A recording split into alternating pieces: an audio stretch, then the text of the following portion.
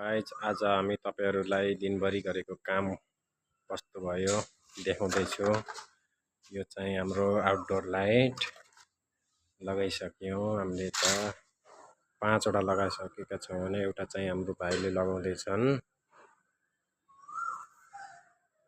अनि माथि चाहिँ हाम्रो सिलिन्डर लाइट लगाइसकेका छौं। हेर्न सक्नुहुन्छ। यो चाहिँ सिलिन्डर लाइट हो। यता पनि छ। यो पिलरमा फेरि 2A आउटडोर लाइट हो। यो तलमाथि बोल्ने चाहिँ वार्म कलरमा। यता पनि 5 वटा हो। प्रत्येक पिलरमा 1 वटा छन्।